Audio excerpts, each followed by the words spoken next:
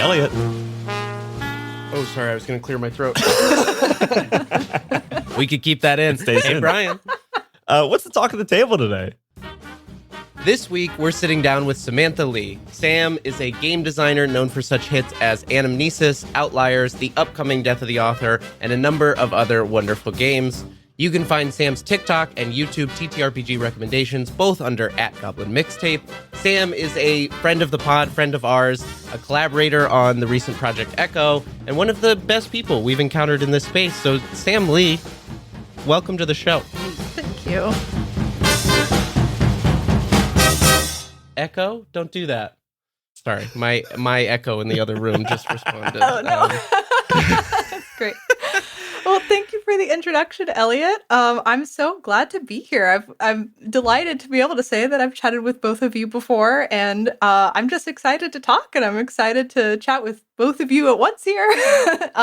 Yeah, it's been great. All of the kind of collaborative work that we've done so far, it's been wonderful. And you guys are both a pleasure to work with and talk with, so I'm very excited. Aw. Thank you so You're much. making us You blush. as well. Making us blush. Yeah.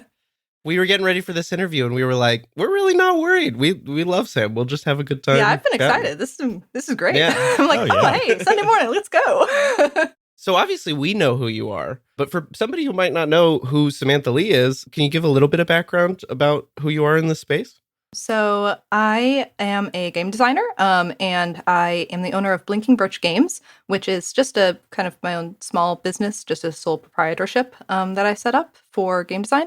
And so other than writing my own games, which Elliot mentioned a couple of them, Anamnesis being the best known one right now, I also do a little bit of design work for other people's projects. So I've written for projects like Cloud Empress and The Zone.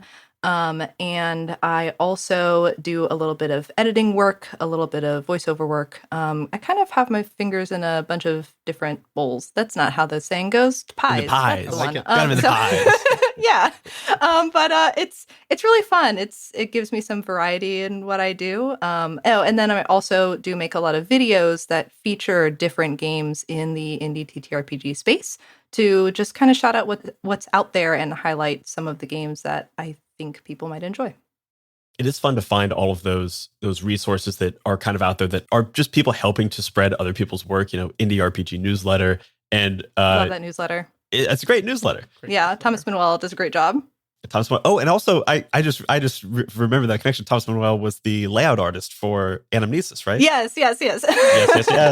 Yep. He did a great job. It's awesome. Yeah, he's a great guy. But your TikTok and now I think you've expanded to YouTube as well recently. Mm-hmm. Is just like an invaluable resource. Like every time one comes up, I'm like, thank you. ooh, let's check it out. So our kind of goal for this conversation, what we wanted to touch on is you recently made the jump from being a extremely successful, like hobbyist game designer to now it being like a part-time job or a part-time thing. And we kind of want to we want to kind of dive into that with the idea that our listener here is likely someone who's wanting to do a similar thing. They're maybe making games or maybe want to make games and want to know what the path is to becoming a professional game designer, a person who's doing this with their life.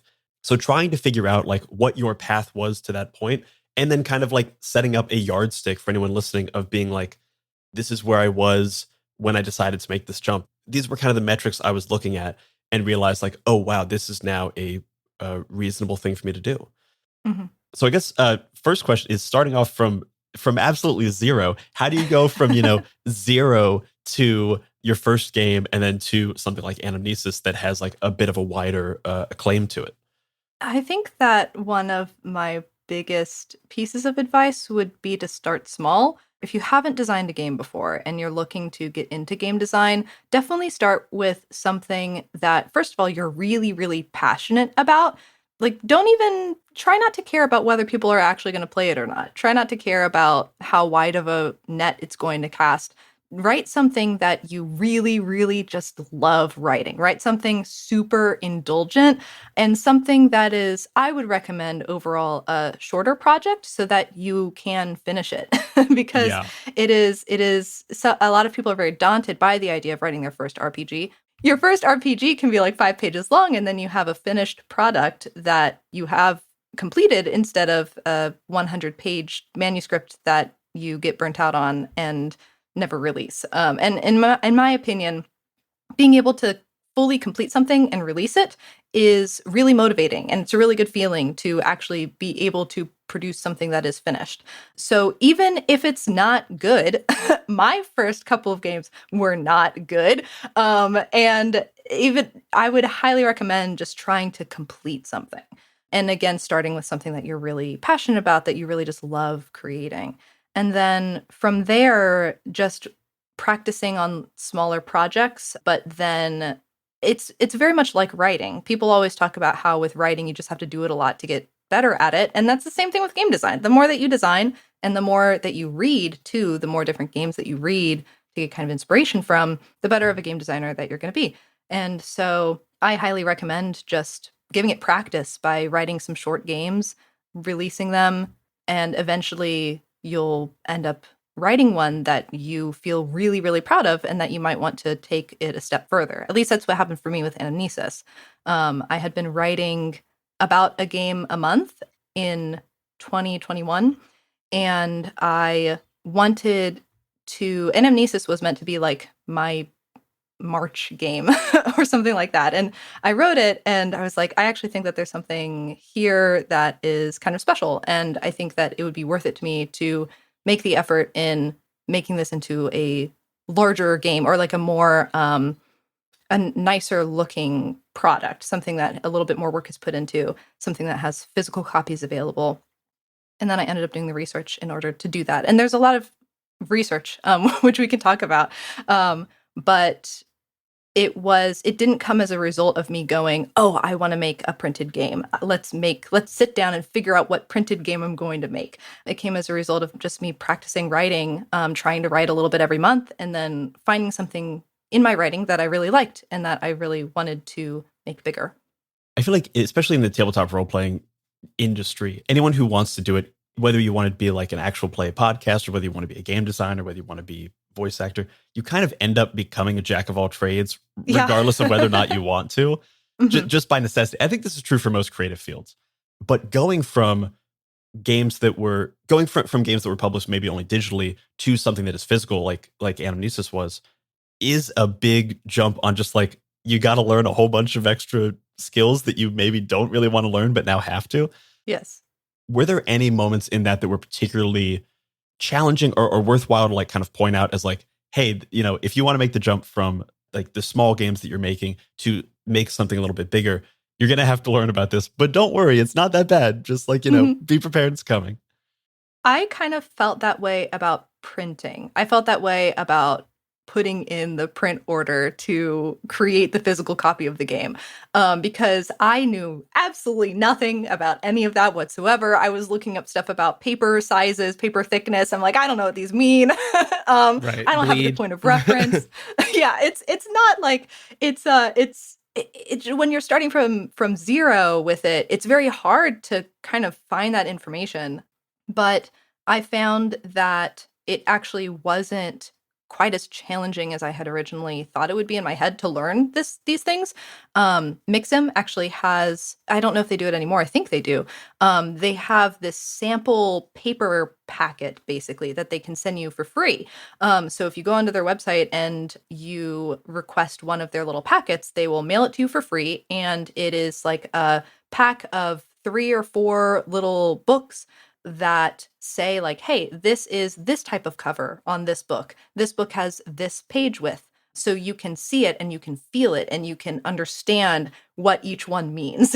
So it was after ordering that packet that I figured out which page size I wanted, which cover size I wanted, what type of cover I wanted. Anamnesis was an uncoated cover, and I didn't really know the difference between all of these things. But I realized after kind of seeing them and feeling them, I'm like, oh, I want Anamnesis to be uncoded. So that is a big resource, is just doing the little free packet that they have there. And then also the actual act of putting in the order to do the printing. Basically, it's once you kind of have all of that down, once you know what type of paper and cover you want, it's not as complicated as it might seem to be. You upload the file that you need and you can look over it on the site to just check it over and make sure that it looks fine. And then usually I would suggest printing a test copy or two just to make sure that it looks good before you print like a huge batch. And you say that, and I'm sitting here right next to our Project Echo test print, and Elliot and I got it, and I turned to page 10, and I saw that a section of the print went over to the wrong box in a way that haunts me to this day. and you know, getting a test print it's like a slow thing because you got to wait like a week or two. But by getting this test print, we saw like 2 or 3 like just errors that were made, and we realized that one of the fonts that we chose needed like an additional step before it looked good because it kept like it helped us solve a big issue. Yeah, big issue. With the font. Yeah. And had we not gotten a test print, Elliot, what was your total for we ordered like 400 books, which was a couple $1,000. It was $2,800 for the books and planners all told. Yeah. So it's really worth the extra week and a half. It's worth the extra week. It's worth the extra $50 to get the test prints. Absolutely. Yeah, for sure. I also do want to say, like, I am in America, so it is pretty easy overall for me to do print runs of games compared to some other countries. So if you are a designer from a country that printing is a lot more expensive or there aren't as many resources for it, it does make things a lot harder. But there are also a lot of designers from the States, from the UK, or a lot of distributors who will help you to do a print run of your game. Trying to think of distributors who do that. Plus One EXP. Plus One EXP. I know that Soul Muppet helps with that in the UK. So there are people who you can reach out to about your idea for a game, or even if you have a finished PDF and you just can't print it, you can chat with them to see if they'll help with the distribution. So there are resources out there if you are having trouble printing. And luckily, this is also a field of people where like just having a PDF, just having a digital version is still a great thing. Absolutely. It's still a thing that people find incredibly valuable. Putting out, I mean, I think that like what you were saying, Sam, about like just putting out that first game, even if it's just a PDF, you still learn so much just by putting something out there, just by like having to make an itch page. Like the first time having to make an itch page, it's like, oh, wow, there are a lot more pieces to this than I thought through. And I have to think about like how I want to lay out text and like the promo images and everything. It really like every new game release, even if it's all PDFs, I feel like every game I've released, I've learned some new aspect of whether that's design or like everything that goes into the release of it. Even before you get to printing, there's still so much learning you can do just by continuing to make PDF games. Yeah, absolutely agree. There's a coffee shop I go to a lot, most days of the week, and I edit there for a couple of hours. And above the bathroom, there's a sign that I really like.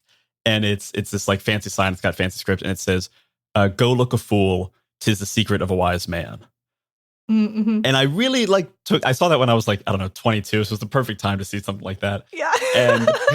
But I've really taken it to heart in that everything that I've ever done, so like actual play, podcast, sound design, I've made a couple of like one-page games, all that stuff.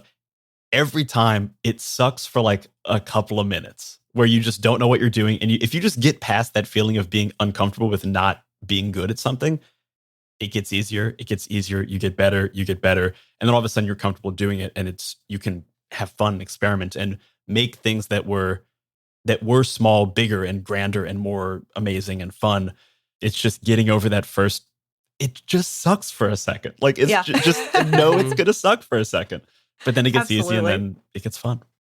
I would also say like the kind of go look a fool part of that.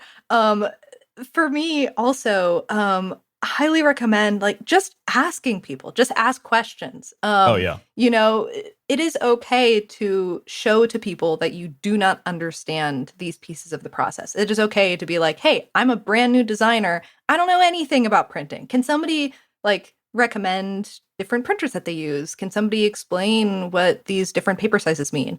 The TTRPG community is often like really, really helpful and is really happy to help new designers.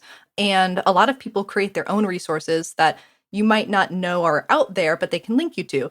And so it really, I've asked so many questions about so many things. And I'm so grateful for everybody who has helped me along the way, because when I ran my first crowdfunding campaign, I talked to like 5 different designers who had ran their campaigns to just make sure that there wasn't anything that I wouldn't know that I don't know that I should know. And that is just so helpful. So just engaging with the community and feeling like you can ask these questions is huge. Don't be afraid to, no one knows when they first start, it's like there's no reason to expect yourself to know how all these things work. One of the things that hit that home for me was Sean Patrick Kane has this Twitter thread of my adventures in selling stuff where they go through all these things, all these lessons. And one of the template emails on there is the one about stocking with retailers. And in that email, Sean had put a line that said, I'm new to this process, so welcome like any feedback or things I'm missing. And I remember like seeing that and using it and being like, that makes me feel so much more comfortable about sending this email out for the first time to a store. Just like fully, let's just put it out there. It's like, hey, I've never done this before. So it made the responses I got back, even if I was getting a no from a store, very kind. They were always just like, your approach was great. Please reach out in the future. Like, thanks so much. And I think that honesty about where you're at, like people appreciate even, when you're getting started, and makes them want to help you, rather than if you came into it like, oh, I already know how to do all this. Like, I don't need any help. I agree. Yeah. I mean, just being able to say like, hey, if there's anything else you need, let me know. That's like, I'm still learning and I want to be able to help out how I can, is huge. And people really appreciate that, I think. I think there is also something good to be said about understanding where no can come from, because whether you're trying to like get your game into a store, whether you're trying to get it stocked at like IPR various places, whether you're trying to find a collaborator or like someone to come on your interview show or something, getting to a yes is just 2 people's priorities lining up perfectly, and then it works out. A no doesn't mean like, oh no, I don't want to work with you because I don't think you're good. Oh no, I don't want to stock your game because I don't think it's good. Oh no, I don't want to come on your show because it's not good. It's just those priorities and that timing doesn't intersect perfectly. So just knowing that like anytime you feel any of those like no's creeping in, it's very often not a commentary on anything that you're doing. It's just, the timing didn't work. This doesn't really work for me. I'm working on other things. And I think that is a good thing to remember, especially when you're starting out in anything. Absolutely. Yeah. It's also a situation of, the kind of very classic saying of you miss all the shots that you don't take, right? Because it is just like any other industry, even if you are getting no's from possible collaborators, from stores, it doesn't hurt to keep reaching out to other ones. And as you practice more as a designer and as you learn more about the community and as you make more connections and play more games, then over a period of time, you'll be able to find those collaborators and you'll be able to find those stores that are willing to stock your games. It's just a matter of patience. And there is something there as well. When you're reaching out to someone for any of these types of things, do your best, do the work on your end to make it as easy as possible for them to say yes. Yes. Yeah, that's a big one. Like when we reached out to Rowan Rook and Deckard for our die season to kind of have Grant come on, to have Kieran come on, we sent a big email that was like, here's everything we want to do. Here's what we're going to be doing. Here's the quality of our stuff. And here's why it's good for you. Like, this is what we're hoping to do to like promote this game and make it sound as good as possible. Here's your time commitment. We're going to make it as minimal as possible for you. We can make it as easy as possible for you to get on the phone. What do you think? We made it as easy as possible for them to say yes, so it wasn't too hard. And I think that's true for if you're trying to get your game stocked, if you're trying to, anything. Right. Do that extra little bit of work on your end and make it easier for someone else. That's a big one too for commissioning collaborators. So wanting to work with a layout artist for your game or wanting to work with an artist, being able to make that work as easy for them as possible by providing references, by providing really detailed explanations. That's something that I'm still working on. I feel like I've learned a lot after commissioning art from a couple of artists, and I know that I can be better at it. And I'm still learning the best way to provide good information about exactly what I'm looking for and exactly what can help them get started. And it's okay to ask too. I know that When I asked Thomas Manuel to do the layout of Anamnesis, I started that conversation by saying, hey, I've never worked with a layout artist before. What can I provide you? What would be helpful to you? And he told me, and he was like, examples from other games that you feel inspired by, that you kind of like the look of, as an example. Yeah. It's a translation thing. Yes. Yeah. So he told me like, hey, this would be helpful, that would be helpful. And then I kind of created a document that had that information in it and sent it his way. And that was helpful to him. It was helpful for me in order to get my thoughts together in terms of what I was looking for. And yeah, so it just ask whoever you're working with, like, how can I best help you? Because often if they've been doing this for a while, they know. They know what's going to be helpful for them. And they can let you know. Yeah, I remember I sat down with an artist, Eddie York, who's made art for games like Nova and Rune for Spencer Campbell. Fantastic art. Yeah, amazing. Incredible artist. And I remember I reached out to Eddie and was like, hey, I may have a project down the line. I don't really know how to approach someone to do the kind of work you've done for these games that I love. Would you be willing to just chat with me about what all goes into that relationship for you? And Eddie and I had a great half-hour consultation where he just went through everything that goes into the process for him, like how he likes to be briefed, what his rate is, how he thinks a good working relationship works. And I haven't, I've only made games where I've done the art, which is will be a whole other personal jump to get over for myself, just because I don't know how to necessarily communicate art as somebody who makes it. It's a weird mental gap there. But I still feel like I learned so much about collaboration in this space and how that looks from that conversation. And that was just a Twitter DM or a Discord DM, just asked to have a conversation. Speaking of collaboration, Sam, I do want to, maybe this is a little bit of a curveball at you, but I want to kind of maybe do a little bit of a deep dive here on our experience collaborating for Project Echo. Yeah, sure. And what that looked like, just kind of let that lay that bare for people to see. So I guess I'll kind of intro it and then turn it to you. But so you and I had met online via Twitter at one point, chatted a little bit and sort of were vague mutuals on Twitter, kind of friends on Twitter, but didn't really know each other that well. And then I think I messaged you on Twitter and was like, hey, I have a new project that I just want to talk to you about. I think you could be good for. And then we talked about what ended up becoming the temporal spread in Project Echo. And I guess I want to throw to you, how was that experience of of me reaching out to you and everything? And was there anything candidly that you wish I had done or anything like that? Honestly, it was a great experience. And in fact, there's pieces of that experience that I am taking with me as a designer, because a lot of times my collaboration has been, messaging each other. And honestly, so Elliot, when we chatted, you were like, hey, let's set up these calls, let's do a video call to chat with each other, and we can talk about it and we can see if it's a good fit for you. And then once I agreed to be on the project, then we did a couple of check-in calls just to see how things were going, so that I could let you know kind of where I was. We could see how you're feeling about it. And that was great. Most of my collaboration has actually just been through messaging.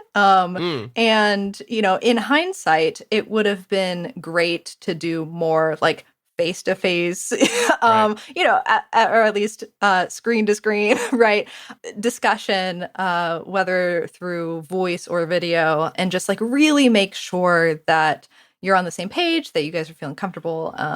And that is something that I plan to do with future projects, that so long as my collaborators are comfortable with it, I'd love to do voice calls with them. I'd love to do video calls with them, because I did feel like that created a connection, and an understanding that is harder to achieve over text. What a surprise. So that was great. And doing the check-ins too, trying to schedule meetings out a little bit. You would kind of suggest timelines to me, and I would say, I think I need maybe about 2 weeks, and then I believe that that's enough time for me to kind of make more progress on this, enough that I have something to talk about again. And we'd be like, great, let's do 2 weeks from now, let's do a call. And, sometimes that schedule got modified. But that was a really great way to just keep in touch and to check in and just to see how things are going and make sure that we're on the same page with everything. So honestly, I had a fantastic experience with it. Yeah. Also, it just provides like a way to brainstorm together too. Right. I love brainstorming sessions. And so it's a lot easier to do that over voice chat than text chat, to really kind of Absolutely. bounce ideas off of each other and describe things. And so, yeah, I mean, I know you said it would be candid about it, but I can't think of anything that I would change. I think it was great. Well, great. I'm glad. Me too. I mean, it was an incredible experience, and I do think that like what you're saying about the video calls. I know some people aren't super comfortable getting on calls always, but like if you are, like it is such a valuable time to spend with someone who you're working together in that way. Like you said, like brainstorming sessions. I feel like even though your direct work was the temporal spread, I feel like I got so much out of just us chatting in between the stuff about the specific mechanic you were writing. Like I would like tell you about a new thing that would like I had written for something else in the game, and like you had good reactions or like good thoughts and feedback on that. So yeah, it really created that like strong collaborative relationship. And I think like what you created in the end, what made me feel like it was a successful collaboration is that your section of the game feels so of you and of the game. Like it fits within the game very seamlessly, and then it also has like a really strong Sam Leigh character in my opinion. So that's to me that means I feel like that means that we did well, and I think and it came together. I hope so. I'd like to think so. Yeah, I'd like to think so. Yeah. And if you want to judge for yourself, Project Echo is available everywhere. I know. I started to worry I was getting self-indulgent there. No, it's good. But all this to say that like we connected, and I think our first call, I think like to like put some maybe lessons on this. Our first call was like mostly about getting to know each other. I think we talked about the actual potential collaboration at the like very end, but it was also like we just had interacted a little bit on Twitter, and it was like, hey, do you want to just like chat? Also, I have this like potential thing to talk to you about, like potential opportunity. But I think we spent like 45 minutes of that first call just getting to know each other, and then like the last like 15 or 20 minutes talking about the actual collaboration. That's that's a nice aspect of it as well, is that like you're also just like making a friend often in a collaborator when you get to like do something like a video call versus like, not that messages always feel transactional. I sometimes feel like a bit of like an old man about it with like, I'm like, I prefer calls. I don't like texting. Hey, I get it. I feel like calling is for me, if I'm getting like a lot of texts, it's almost exhausting. I just like can't even, I'm like, I'm going to put these over here and I'm going to reply to all of these when I feel like I am in the right space for it. Yeah. Calls are just a little bit more refreshing. I had a great experience the other day where I reached out to a friend of mine. I wanted to ask him some questions about Patreon. And I was like, hey, would you want to like do a call sometime this week, like meet up for coffee? And he goes, my week's a little busy. Can I call you in 5 minutes? I was like, oh, molto bene. Absolutely. Yeah. Perfect. That might stress me out. Call me in 5 minutes might stress me out, but it was perfect. I was like, yes, absolutely, call you in 5 minutes. I'm ready. I'm becoming more and more of the call in 5 minutes person. Let's write it on the checklist right now and check it off 3 minutes later. Oh, I love that. I love that feeling. I have sticky notes all over the place. I still keep a paper planner. Yeah, I'm sure you guys love this with Project Echo. You know, I got it right next to me, right here. Every year, I live and die by that thing. The feeling of crossing something off the list, impeccable. Cannot recreate it digitally. And being able to write something on and immediately cross it off, fantastic. It is out of the brain. It is no longer sitting in the brain as like a mental, I need to do this eventually. It's just done. And then you don't have to think about it anymore. I love it. It's perfect. I have been guilty every now and then of like, I have my to-do list on my phone or whatever, and I'll do something that wasn't on the to-do list and I'll type it in and immediately cross it out just because I'm like, I want that satisfaction. I have 100% done that before. Absolutely. It's my dirty little, my guilty pleasure. So I do want to pivot a little bit because you very recently made the jump from being a game designer as like a side project, as a side hustle with a full-time job, to this being like a part-time thing. Like you've really made the jump, the dive to committing yourself to, all right, I got to make this work because a portion of my livelihood depends on it, rather than it just being a thing that supplements your, whatever your day-to-day job is. I'm curious, when did you know that that was a viable option? And how long after that did you actually make the jump? Or and this is a possibility because this is kind of how I would do. Is it even a viable option yet? And you're just like going for it. Are you diving in without reaching for a branch yet? I think, well, the first thing is I want to preface all this by saying that I'm in a pretty privileged position. I have like some savings saved up. That means that if I do this for a year and it really flops, it's not going to drain me. I don't have debt, which is a huge one. So I'm definitely in a position of privilege. And that is a big reason why I can't do this. But kind of in addition to that, going part-time is something that I know that I've wanted to do for like a couple of years now. Really ever since Anamnesis was released, which is like pretty early into me writing RPGs, but I found such a passion for it. And I knew that I absolutely loved it. And I knew that I really wanted to make it work as my career. And so I've kind of been setting up a lot of stuff over the past few years to prepare myself to eventually make that change. And I didn't know exactly when that change was going to come.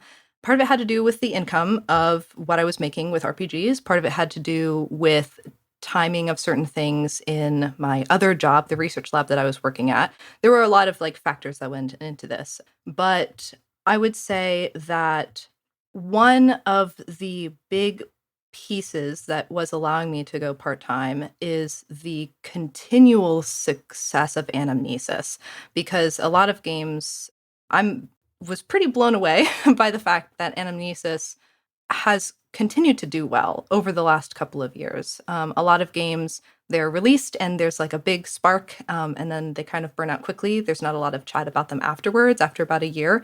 And that wasn't the case with Anamnesis. People are still talking about it. People are still buying it. People are still playing it. I'm still amazed at the fact that that is the case. Now, I will say sales from Anamnesis are definitely not going to support me part-time. Like that is fully, that is not like enough to be able to do that. Right. But it did kind of show me that being able to something that I do suggest for anybody who is looking to do this as a career or to go part-time with it, to support themselves with it, is that creating your own games and having multiple titles that are available for people to purchase can generate some passive income that can be huge in trying to do this. So if you have a game that right now, I'm not even distributing it. IPR is distributing it. Knave of Cups is distributing it. So I send them copies when they're running low on copies, and I'll sometimes do some promo for it. But overall, it's a source of passive income for me. And that is huge. That's a big deal for me to be able to do this part-time, because it allows me to put my time into future projects while I know that I'm still at least getting some income from Anamnesis. So being able to create games that are generating some passive income for you is a big one in order to do this as a career. So part of the transition of going part-time was just knowing that I had some of that passive income that was coming in. And then also making a lot of connections in the RPG space over the last couple of years. I've been really surprised. I have been surprised and delighted by different game designers approaching me about writing for their games. There was a time where I was approached to write an adventure module, and I'm thinking to myself, I've never written an adventure before, but yeah, cool.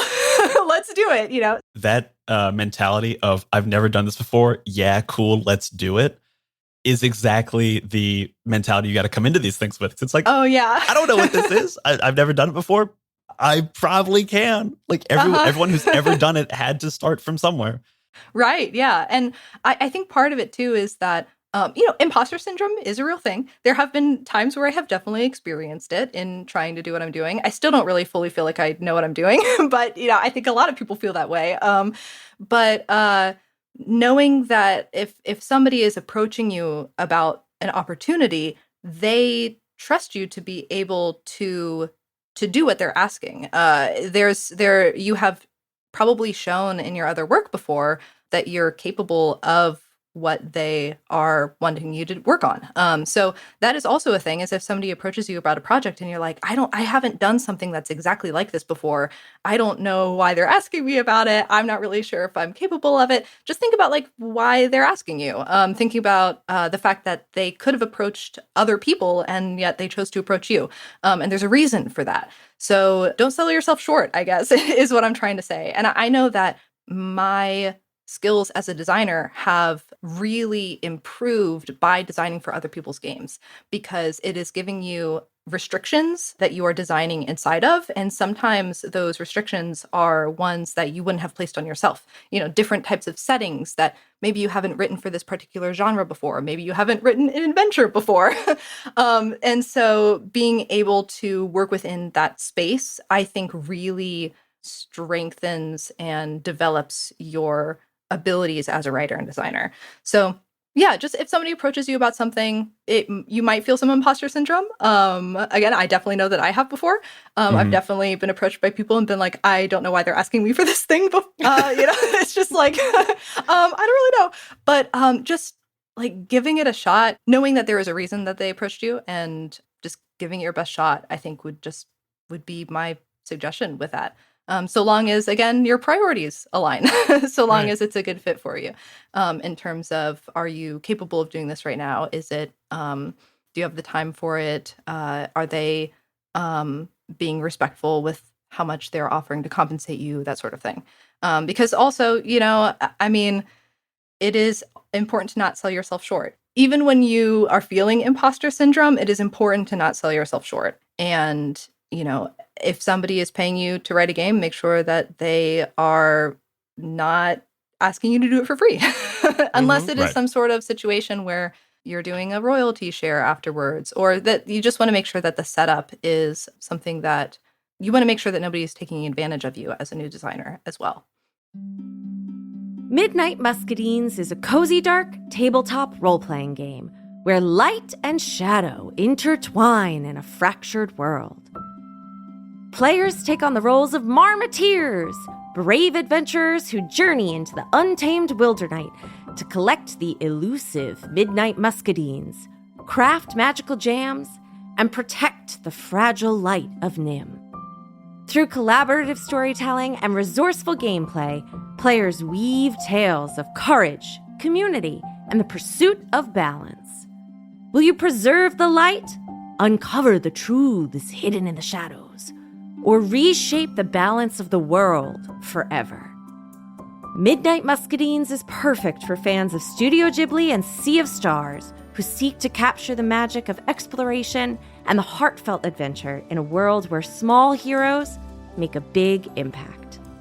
Play Midnight Muscadines as a traditional GM'd game, GM-less, or even solo. Midnight Muscadines is crowdfunding now on BackerKit.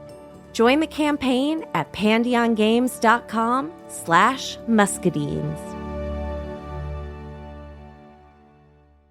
I'm Quinns of tabletop role-playing game review show Quinn's Quest, and this is Play to Find Out. Play to Find Out is an actual play podcast that brings notorious old games from the 80s and 90s back to the table. Each season of Play to Find Out, I'm joined by Emily Johnson and Rob Morgan. Good? Nervous? Yeah. You both looked at each other really concerned, like you think what's about to happen is going to be unpleasant. And frankly, I think that's rude. And together, we explore the TTRPGs of ages gone by. Our goal? To separate the TTRPGs that deserve to be remembered from those that maybe don't.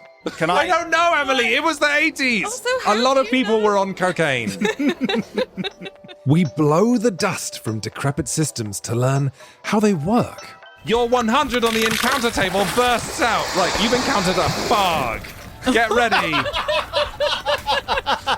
Don't laugh. How does one get ready for a fog? Don't laugh. Encounter their unique quirks. I do finger guns to cover up how I wince. A weird thing happens as you do finger guns. Oh no.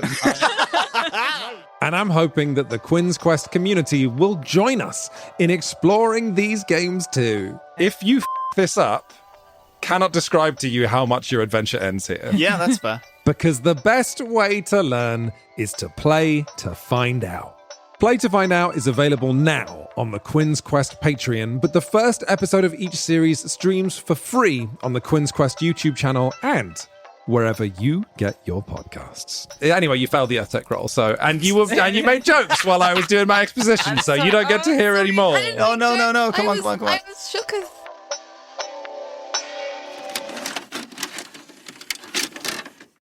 I think on the other side of the asker for collaboration, coming from that position recently on Project Echo, I think two things there that you're talking about that I think are important is know why you're asking that person to collaborate. Yes, good You one. know, make sure like you have that reason. They may never ask.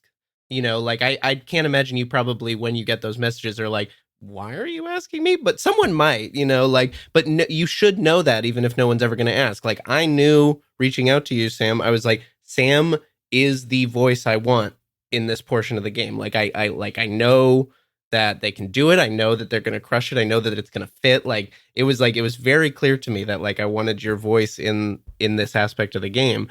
And then the other one is like on rates. I think like it's really important to think about that. Like, as soon as you decide you want to work with a collaborator, think about like, am I going to be able to pay this person fairly at like the rate that they expect to be paid at and like deserve to be paid at? Like, I think that's a huge thing. It was a huge anxiety for me getting into Project Echo. I remember where I was like, I've never raised money, you know, like I've never crowdfunded.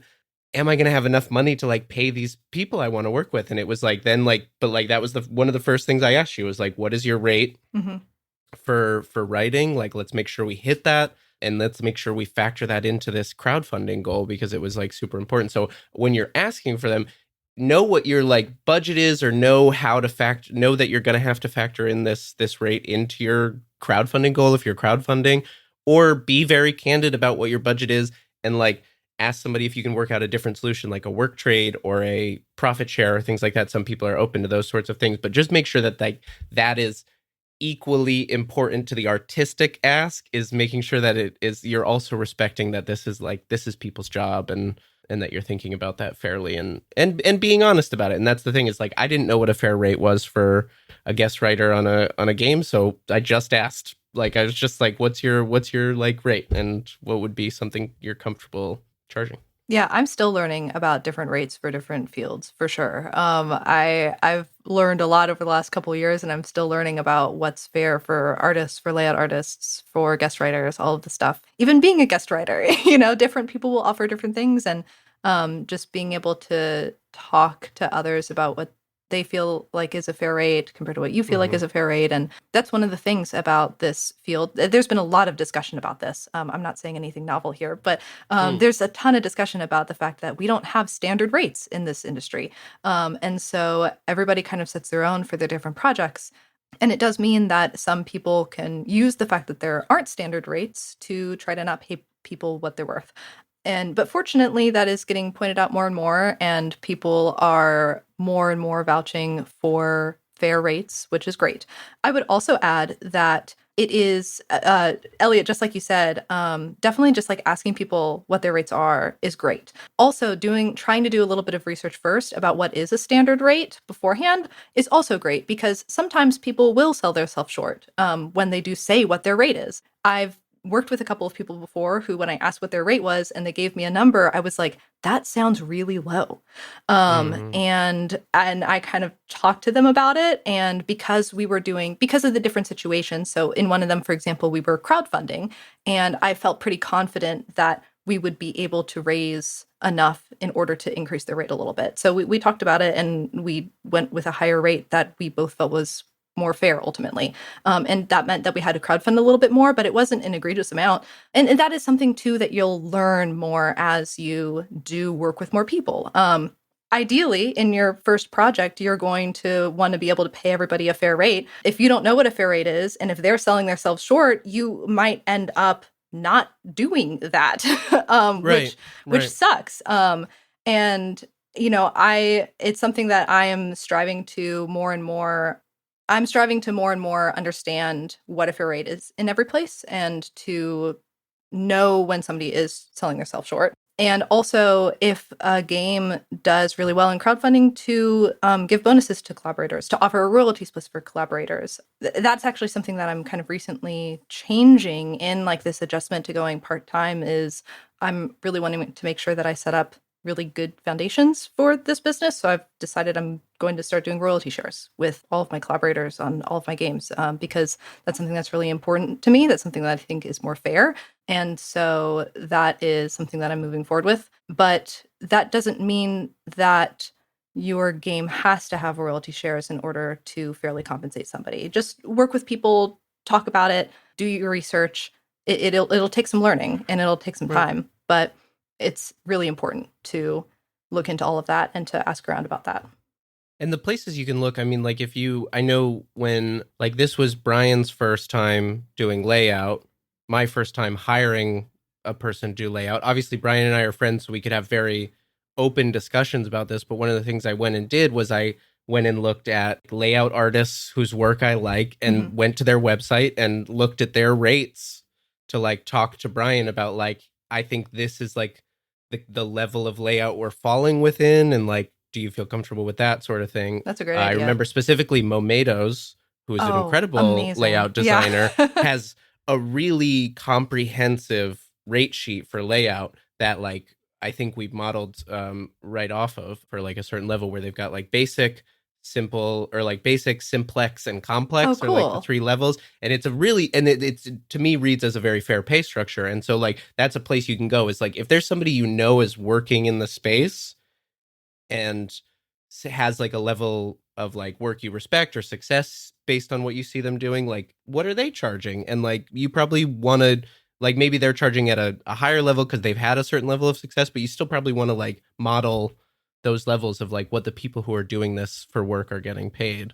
And with that, Sam, maybe we should just put a number on what are you charging for like guest writing? And I know the answer based on Project Echo, but maybe and hopefully you've raised your rates in the last 6 months. So my minimum rate is 10 cents per word. I have worked on different projects at about that rate before. Often I have worked at a higher rate than that. And I think that even when somebody approaches me about a project, if the rate was 10 cents a word, I would really look at the project and think, is this going to be worth it to me at this rate? That's kind of my threshold. If somebody offered a lower rate than that, then I would talk to them to see if they would be willing to raise the rate, or if not, I might not take the project. Now, granted, if it was a lower rate plus a certain amount of royalty share, that might change things depending on what the project is too. So there's definitely flexibility there. There's definitely things that it's definitely a case-by-case basis in some ways. Sure. So the kind of 10 cents per word minimum is not just definitely never ever doing anything for less than that.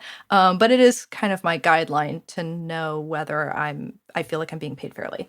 A lot of times too, I have been paid more than that, or people have offered a certain amount and then said, hey, if our crowdfunding campaign does really well, then everybody's going to get a bonus. And that's happened a couple of times, which is great. But yeah, that's what I would say. And I know for a lot of people, so my main career has been in film and television as an assistant director.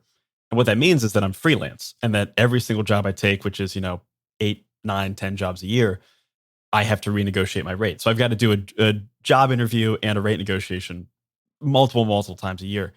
And so you get comfortable with it, but it's an important thing to remember that like getting comfortable with those conversations about money is an incredibly valuable thing. Because I know for a lot of people, if you work in a more standard, office job or a salary job, you probably have that conversation once at the beginning of your career, and then like once every year, kind of.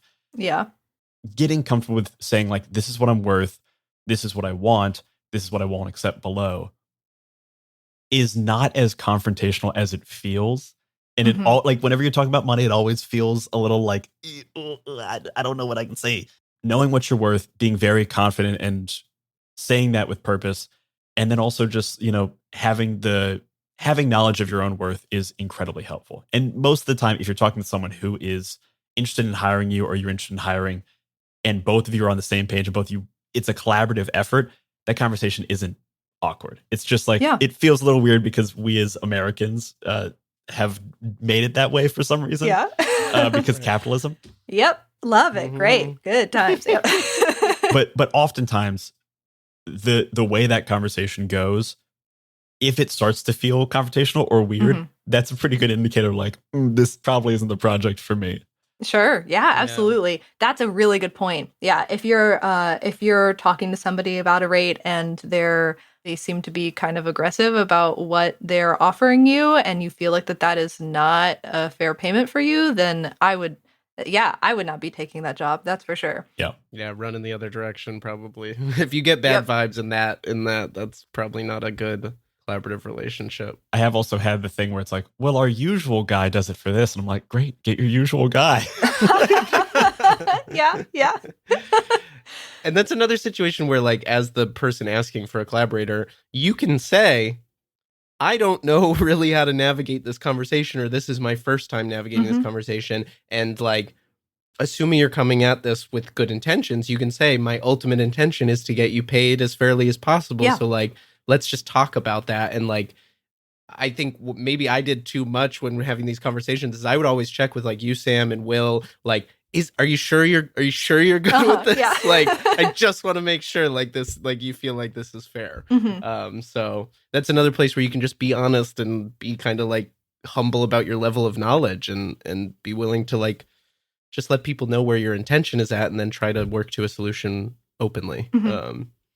Always advocate for being open is my feel. Yes, I agree. And I'm definitely still navigating or learning to navigate those conversations. I'm still, there are still times where it feels a little bit awkward to talk about money. But the more that you do it, the easier it gets, the more fluid it gets. And it's definitely something that is really, really important, especially in a space where all of these rates are not standard. So even if it does feel a little awkward bringing it up, it is so important too. And, Elliot, what you were saying, it's so important to just be candid about, making sure that this person feels like they are being offered what they're worth and just asking them, does this feel like a fair rate to you? Is there anything else that we can be doing to help this? A thing that if you're trying to hire someone or bring someone on as a collaborator and you're going to be the person paying them, I say this with I'm pleading with everyone who ever does this. I've gotten so many calls where they're like, hey, let me tell you all about the project. Here's what we're going to be filming. Here are the number of days. Here's all this. Here's all this. And I sit on the phone for freaking, 20 minutes listening to all their stuff. And at the end, they tell me the rate. Or even worse, they make me ask. If you're coming in and trying to hire someone, give them that information up. Let them decide with that information from the beginning rather than giving them a whole spiel all the time. Try to give that the important information that people want to see right up front. Give it to them right up front. I've wasted so many hours listening to pitches for shows that I will never work on. I want to talk a little bit more about your move to part-time and what that has kind of meant for you. I'm curious how you're thinking about splitting your time. What hours of your week are now TTRPG hours? How are you doing that relative to your other job? And B, how are you thinking about collaboration and personal projects and finding that balance? Sure. Yeah. It is something that I'm still navigating. So it's been about 3 weeks since I made the transition. And so a lot of that time has also just been general moving things, got to find a new doctor, that type of stuff. So love that. Yep. All good. Just went to the DMV a couple days ago. Yeah. Getting all that taken care of. So, but, so I will say that I'm still navigating it. But in terms of the number of hours that I'm planning to work, I am still working part-time for the research lab that I was working for before. And by part-time, that is about 18 hours a week and might actually be fewer eventually. My goal is to get it down to closer to 12 and 15. My lab knows this, but we have had some personal changes in the lab and everything. So I'm working 18 hours a week right now. And so essentially the rest of my time is working on TTRPGs. And so it's, if you want to go by a standard 40-hour week, then I guess that's about 22 hours of my week. But is it, or are you still squeezing in off hours as if you're still doing this on your off Yeah, hours. exactly. I would not say that is like 22 hours is not an accurate week by week assessment. Sometimes it might be less if I have other things going on that week, but sometimes it's more because I do stuff on the weekends. And it's also a strange balance for me because, Elliot, like you said,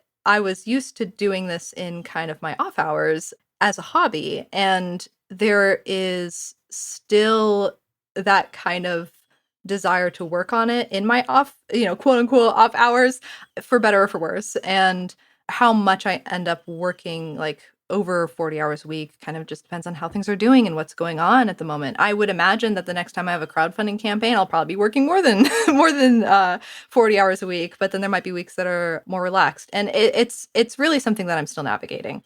But also part of this is that I'm doing this because I just love it. I love almost every aspect of it.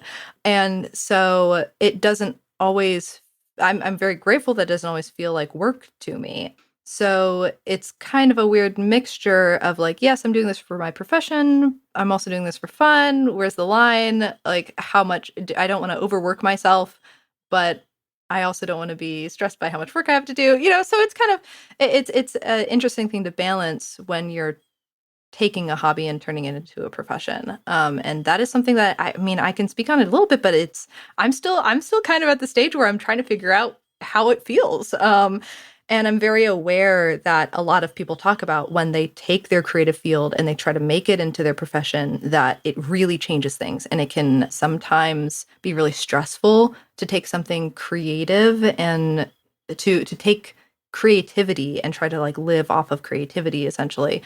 And that sometimes when people take their hobby and try to make it their profession, that it doesn't feel fun anymore. And that's something that I'm like super aware of, that I'm going into this being very aware of. I'm really trying to make sure that I'm checking in about how I'm feeling about things, that I'm giving myself the space to do things that feel a little bit more like I'm doing a job, and also to feel a little bit more like I'm doing it for fun.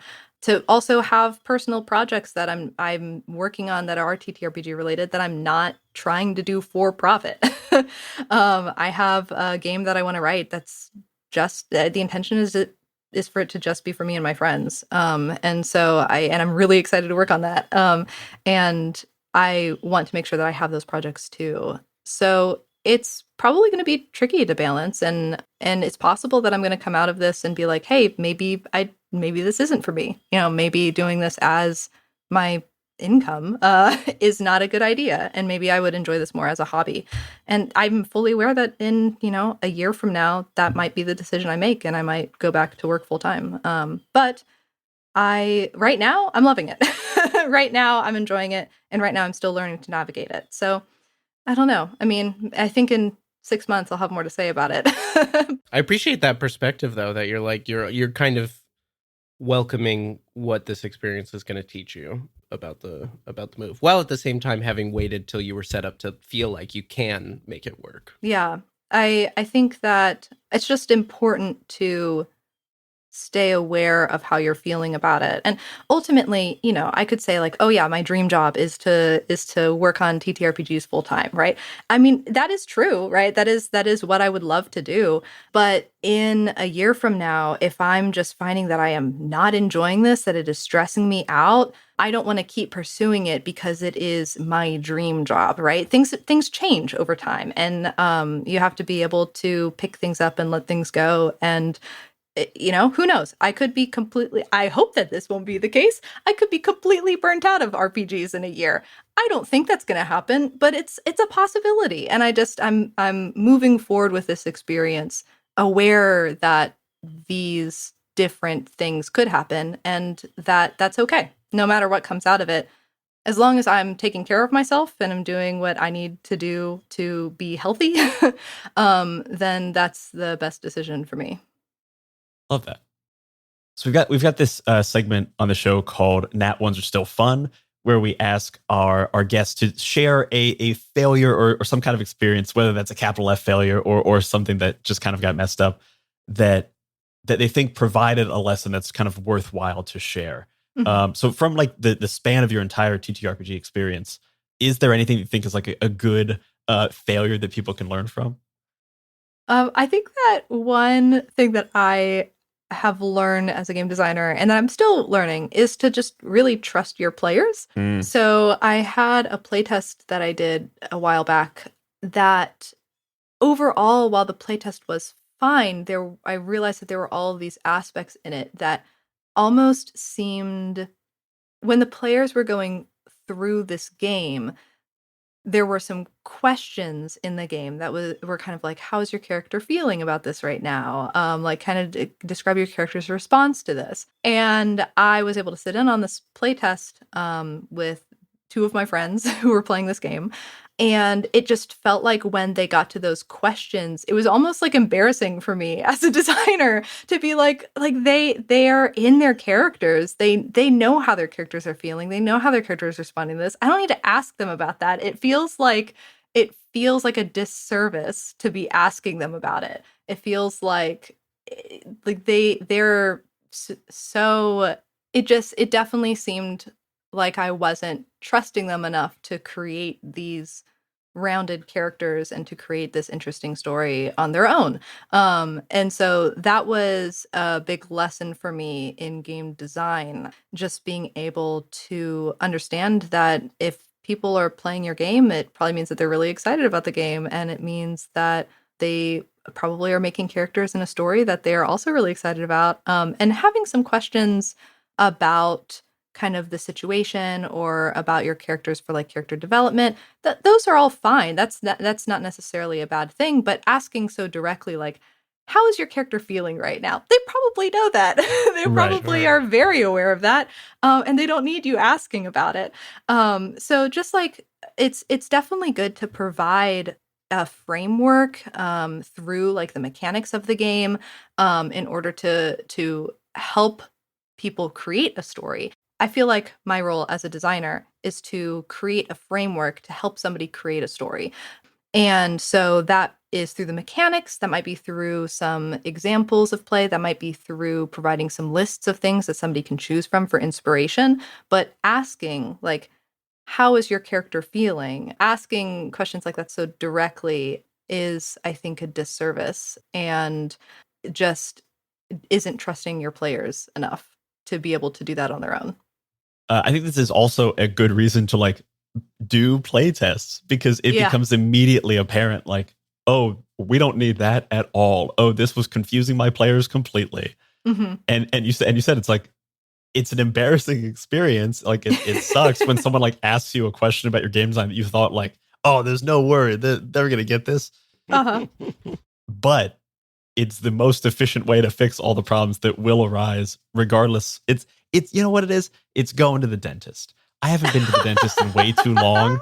And what the dentist is going to tell me is going to be bad. But the longer I go without going to the dentist, I don't have cavities right now. Technically, I've never had a cavity. When I go to the dentist, they're going to say, you've had cavities for a while. Oh, no. Yeah. That's At least you're not trying to sell your teeth to people. I'm not trying to and sell my ask people teeth. for money for them. Is that Yeah. is that coming from a thing, or was that just a random thing you said? Is there a reference like point? because games you're selling to people. I was I see. continuing I the see. metaphor. I see. So sorry. I thought that would have connected. I immediately went to like, is there a pop culture thing I'm missing where some guy's selling his teeth? Wild. Was that the new season of White Lotus? Is that what it was all about? But that's the thing about like, with a game, you're asking people to pay money for it. So like, Yeah. have like, make sure you like respect the players in that way, and like how you learn how a player thinks is playtesting. And also I think playing lots of different games. Like Sam, I think you play a lot of different games. I imagine it's with these same two friends who I think often play with. Yeah. So you like learn.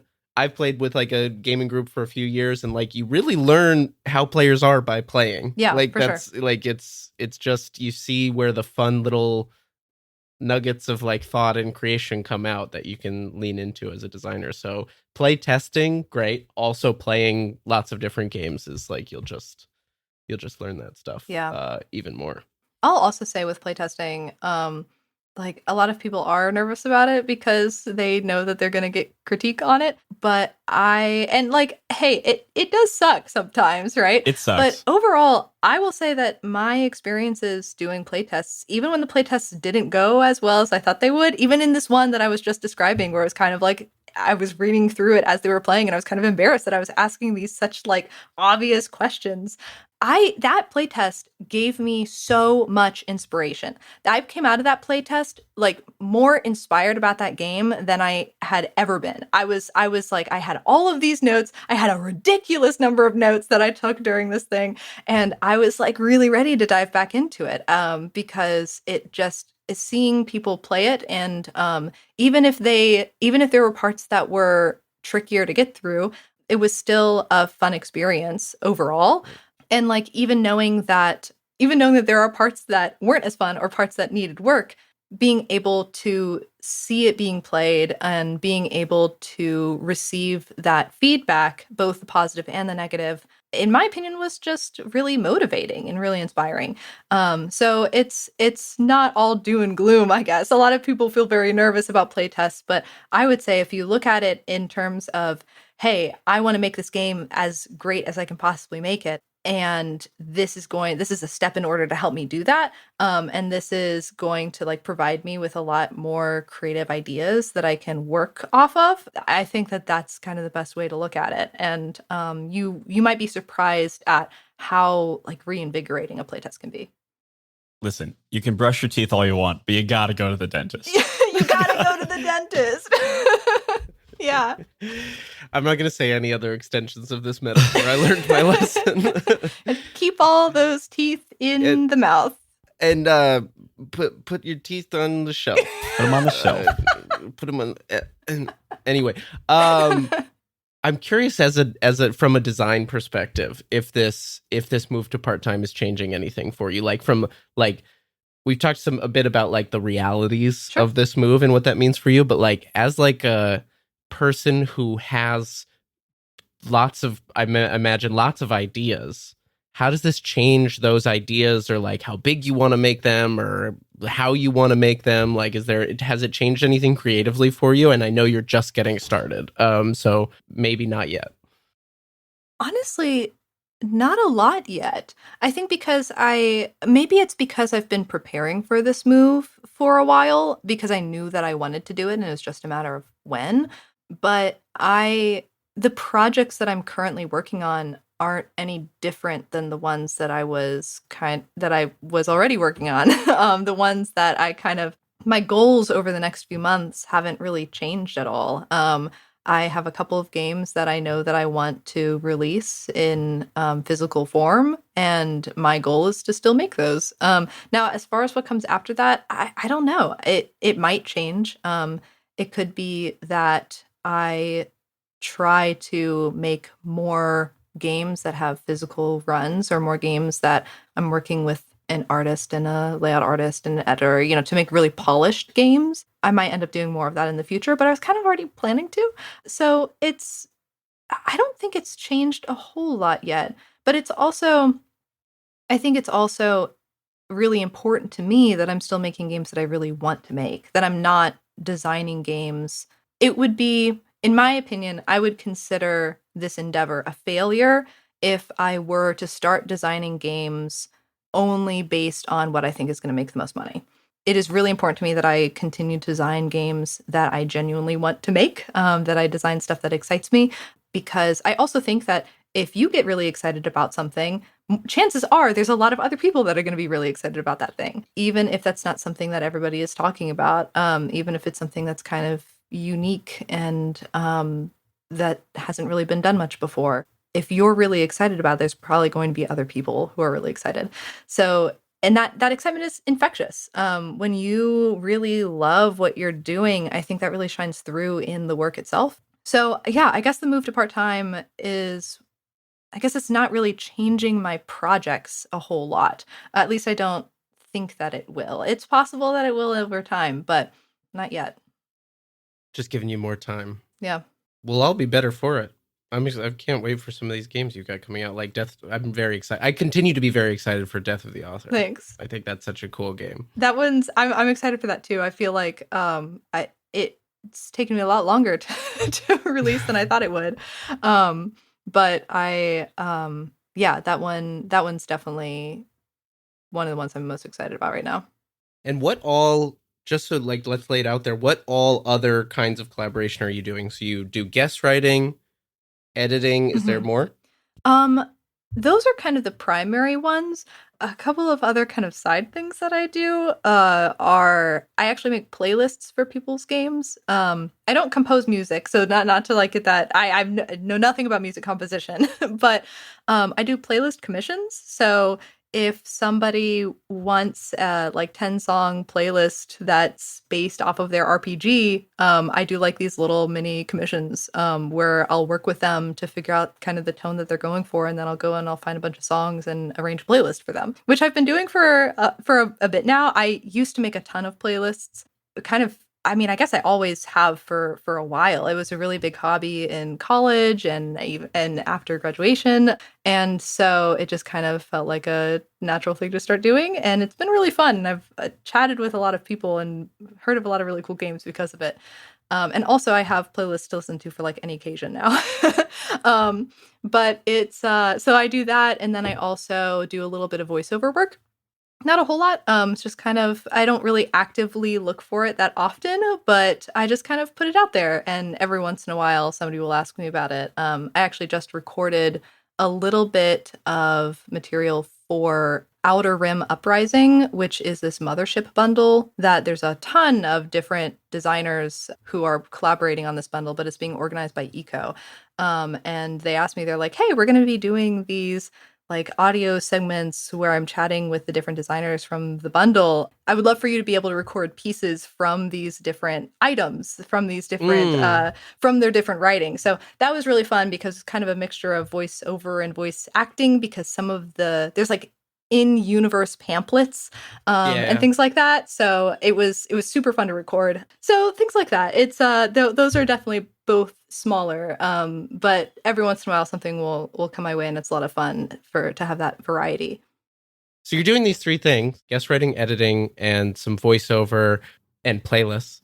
4 things.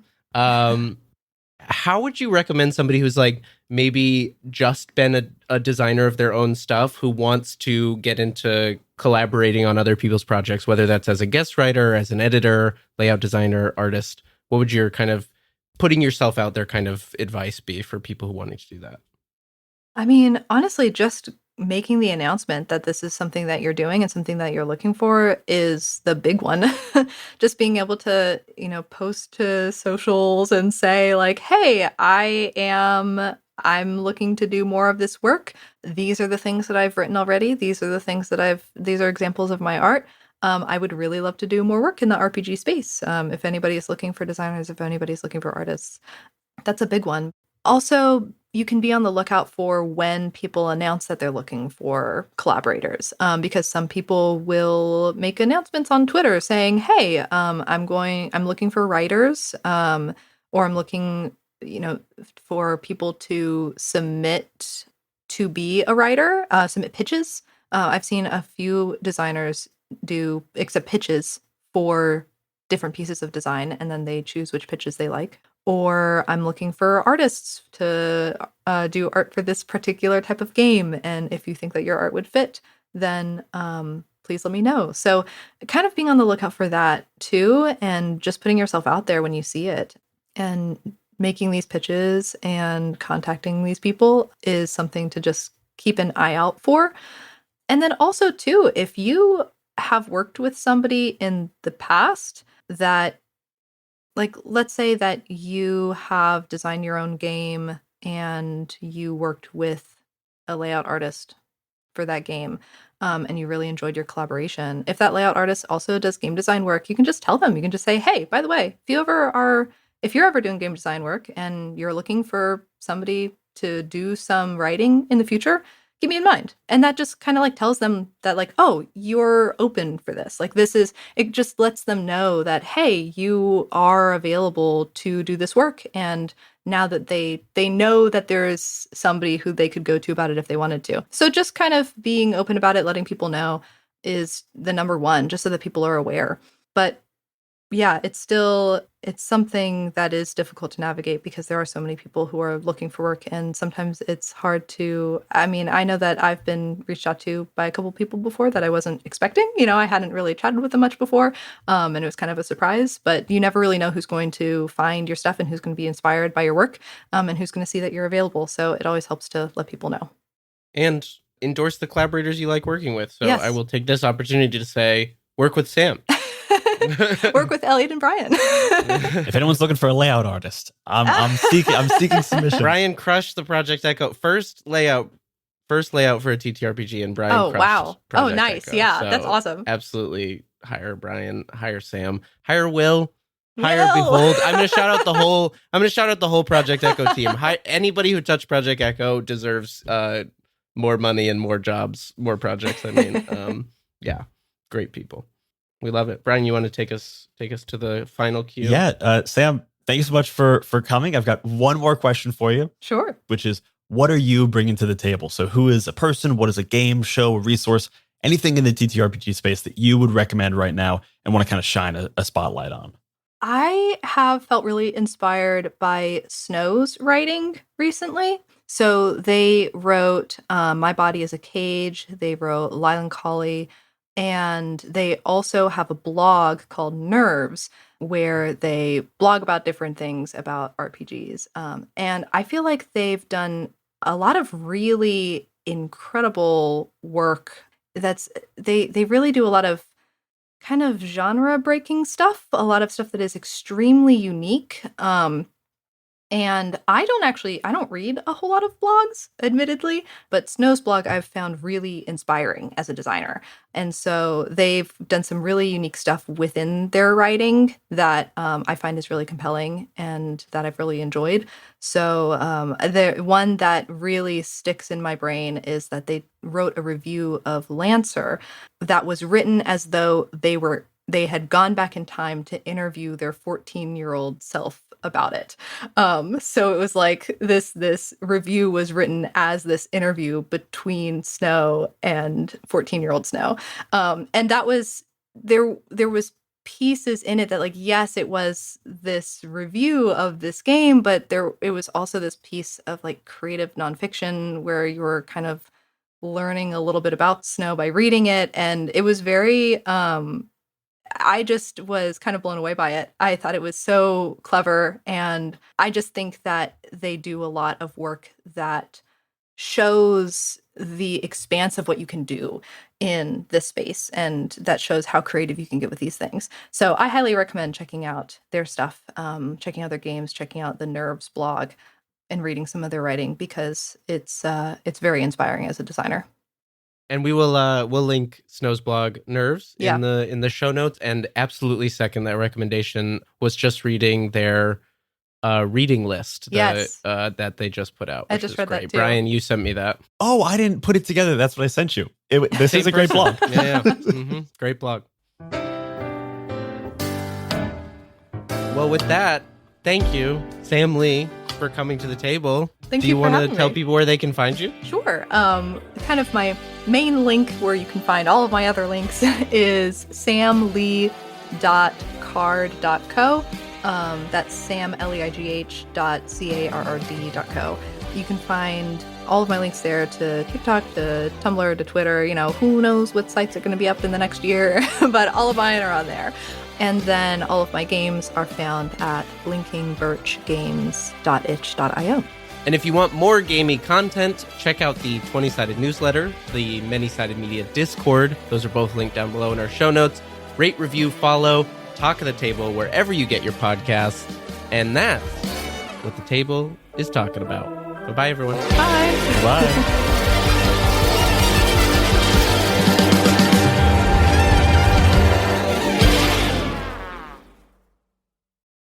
If you're hearing this, that means you listened to every last second of this episode.